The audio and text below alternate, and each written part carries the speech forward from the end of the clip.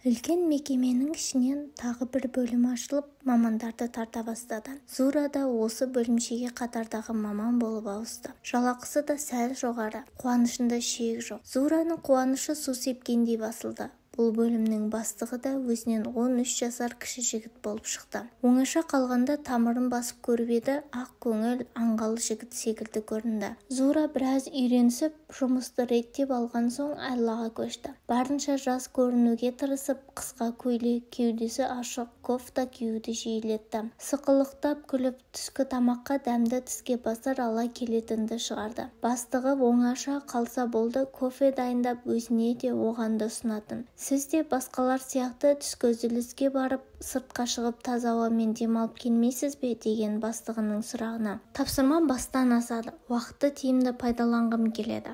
Өзіңізше, түскі үзілісте үйіңізге барып, әйеліңіздің дәмді тамағын ішіп келмейсіз бе? Көз қиығымен оның жүзіне сұқтана қарады. Тамырын басып көрмекші. Олар басқа қалады. Күз келіп салқын түсіп кетті ғой.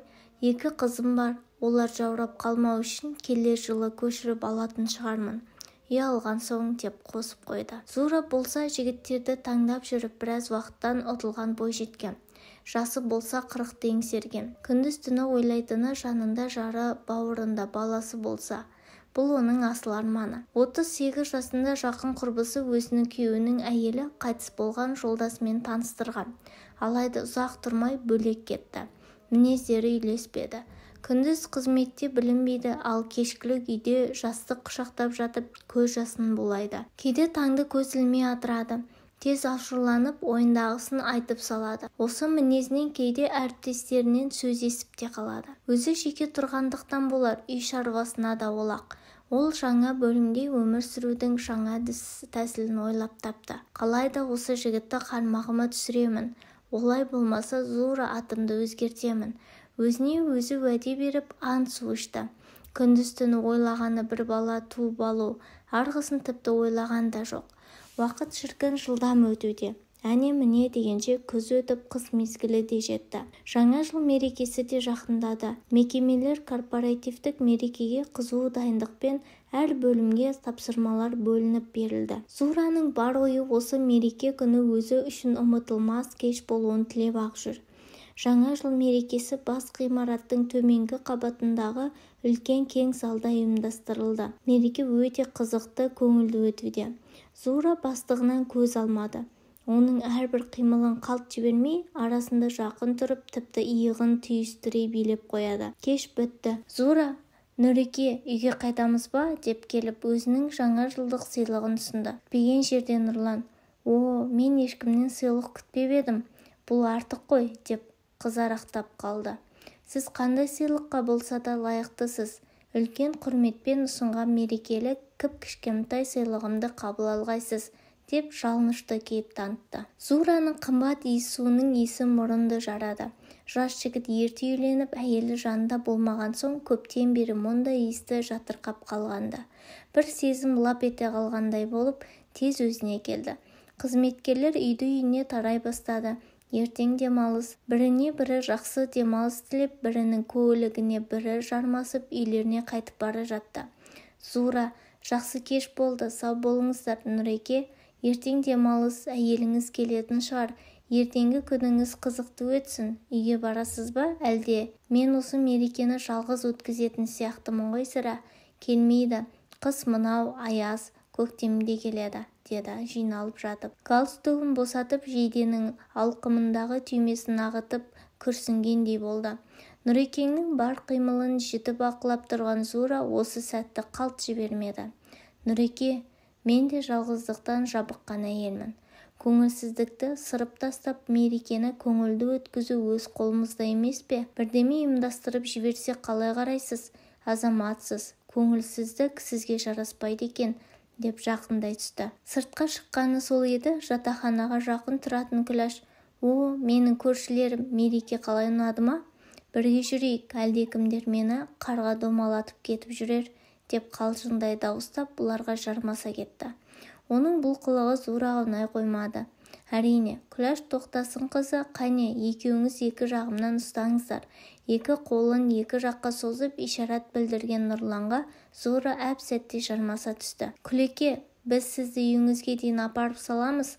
Мен үшін сіздей маман қарға аунап жатса сын болар, деді Нұрлан Талғатұлы аққағалап күліп. Біз деген Нұрланның сөзі Зураның құлағына сондай жағымды естіліп, жүрегі шым ете түсті.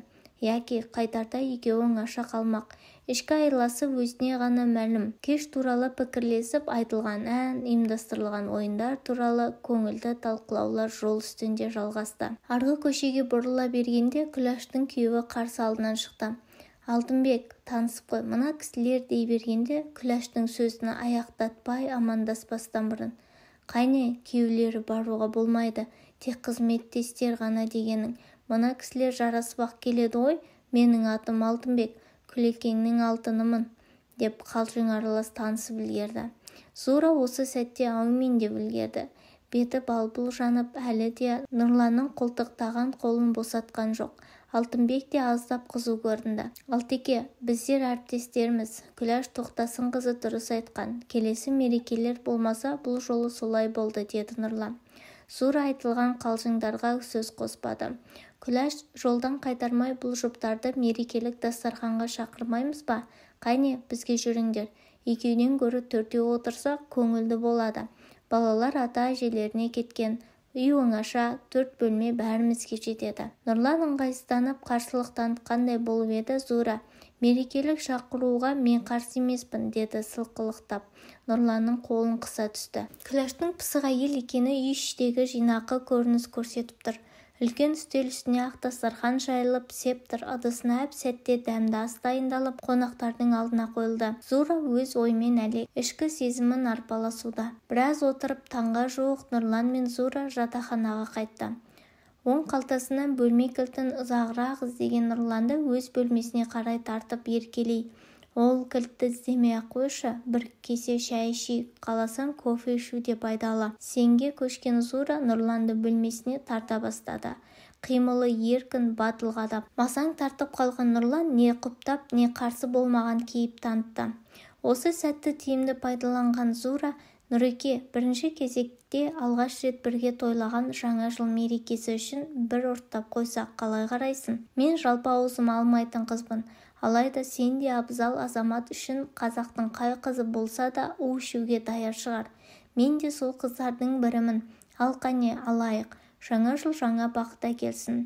Нұрлан сөзге келмей сусап қалған кісіше салқын аққайнарды сіміріп салды. Не керек? Анығы отырыс соңы Зураның аман тілегінің орындалуымен аяқталды. Күн арқан бойы жоғары көтерілген. Нұрлан аунап түсті. Ауыр тартқан денесін, сынып бара жатқан басын еркін қозғай алмай біраз жатты. Бөлме қабырғасына көзі түскені сол еді, тез өзіне келіп орнынан шылдам тұрды. Бір бөлмедегі керует диван жиналған күйінде тұр. Еденде тілдей жұқа одеяло, үстінде жатарда киетін жұқа жібек көйлегі, жартылай ашық кеудесі де мен мұндаладып Зура жатыр. Қалың ұйқы үстіндегі Зура Нұрланның оянғанын байқаған да жоқ. Өз мақсаты жолында айласын жүзеге асырған кәрі қыздың қармағына түскенін білген Нұрлан ызадан жарыла жаздады. Жейдесі мен шалбарын асыға киіп бөлмеден атып шықты. Өз бөлмесіне кірген бойда қатар тұрған 2 орындықты теуіп жіберді. Терезе алдында бірге түскен отбасылық суреттеріне қарап, іштей періште қыздарынан кешірім сұрағандай болды. Көзіне жас алды. Оң қолымен басын соғып қалды. Не бүлдірдім? Жұмыстан сұранып келіп кетсеңші, қыздарың сағынды дегенде жұбайының өтінішін қабылдамап еді. Зураның қимылын еске алды. Сыпайы, мәдениетті қыз көрініп еді. Нұрлан 2 күн бөлмеден шықпай өзін-өзі жазалап аштан-аш жатты. Өкініш өзегін өртеп барады. 2 күндік жаңа жылдық демалыста өте шықты. Зура да есік қақпады. Өзін бақытты сезінген ол одан ары не боларын алдын ала болжағандай.